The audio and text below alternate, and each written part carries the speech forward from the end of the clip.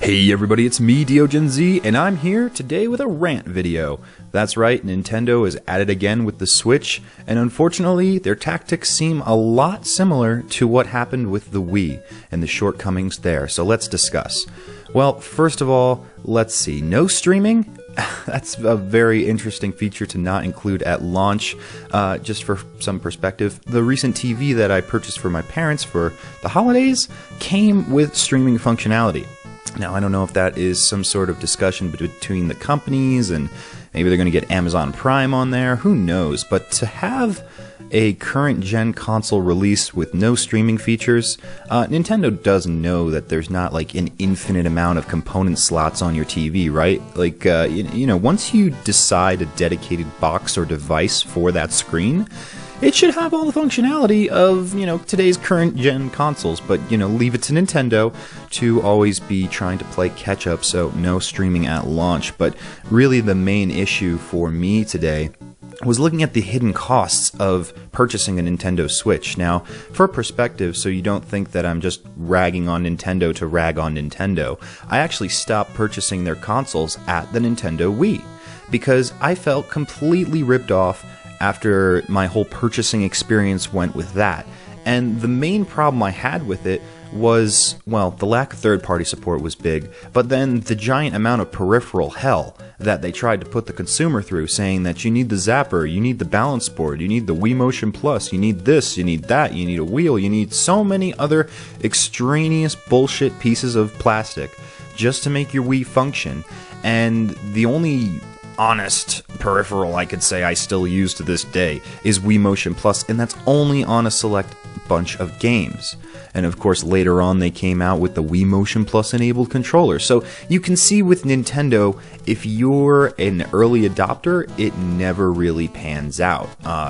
One time it did work out for me was when I bought the 3DS brand new. It kind of worked for me, but not really when you consider all they did was say, hey, sorry we made you buy this inferior console that probably is making your eyes bleed. Here's some free games that you probably already have on your emulator, but you know, we're just going to throw them at you anyway to make you feel good. So now we see a similar strategy with the Nintendo Switch. Now I know what you're thinking. Oh, come on, Dio. It's only $300. How cheap are you? The problem is Nintendo's getting you on a technicality. Yes, the console's $300, but a game is $60 and it doesn't come with anything pre-installed. Any micro SD cards, it supports up to 2 terabytes, oddly enough, and doesn't support any hard drive compatibility for some reason. And the reason I say that with such a strange tone is that there is no such thing as a 2 terabyte micro SD. They're planning for the future, I guess, getting super ahead and super behind on streaming. So they're ahead on SD card technology, but they're not going to be able to stream anything once you plug in the console, which that's interesting. But yeah, so SD cards can, in the higher range, cost up to $100, so that's tack on another $100 right there. If you want to download games off the eShop, which I'm sure you do, you don't want to drive to GameStop, have to order off of Amazon a hard copy and create more plastic that just ends up in the ocean eventually. You don't want to do that. So yeah, you're going to want to download games. And if you want to play multiplayer, which Nintendo alleges is going to be incredible, and you're going to want to incorporate all your friends in your new Switch experience, that's definitely going to run you. These are some of the most expensive controllers. $80 for the Joy-Con controllers, $70 for the Pro controller, which the Pro controller is pretty much like an Xbox style, you know, USB plug-in sort of thing. I guess it's wireless, and it just really boggles the mind to think that you know, those little Joy-Con things, those tiny little plugins to the screen, the iPad, that now Nintendo throws in there because they're like, oh, the kids love the smartphones these days. Why not just incorporate that into a console? I never really got that with like the Wii U. I've never supported the Wii U, and look at how fast Nintendo was to pull support from the Wii U. It makes me wonder about the Switch. They're already stepping into really expensive peripheral waters starting out, and it makes me uneasy. I'm a recent college graduate, but if you're going through college, if you're just a kid who's like checking out this video to see if their parents or even them themselves with a part-time job can afford this console, it's starting to become really expensive. really cost prohibitive to play games, really cost prohibitive to play multiplayer, and you start getting into an issue where it's like, oh, well, if it's so expensive to invest in the console, you know, there might not even be all these multiplayer options that Nintendo is talking about. And with it being that expensive, it cuts off a lot of people because you can't even get online unless you pay for their service, which is, I think, not even coming until the fall. So interesting.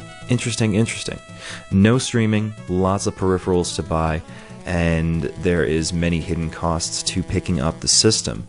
I also want to just harp on the fact that they don't have any support for hard drives out the gate.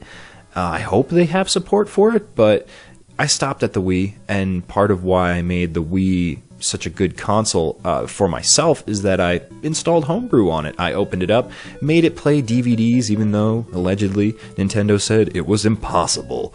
I made it do that, and I also enabled the USB in the back to be more than just like a charging port for something. I can plug in my hard drives to that. If you format it correctly, you can get up to 2 terabyte drives plugged into the Wii. So why this feature is not available in the most current gen? I mean, we're talking a generation past Wii U. They had a console, right? They recently worked out the kinks with, oh, we're finally going to get around to HD. Okay, we're going to give you an iPad too, but you're not going to give any support to hard drives, and that just is suspicious. And that's the kind of thing, Nintendo, that makes people want to open up your systems in the first place. In my case, I didn't even open mine up. It was soft modded, just to expand the basic capabilities that we know our system can handle. Yeah, it should be able to play DVDs in the case of the Wii. I don't know what the encoding is on the new systems, but I'm sure it could do something similar. So it's strange that there's no streaming, that you'll want us to pay so much for peripherals, and we haven't even gotten into if the games are good yet. Well, Nintendo Switch starting off on sort of a stumbling foot. We'll have to see in future videos if they can recover from this, because right now I'm not convinced. I haven't bought the Wii U.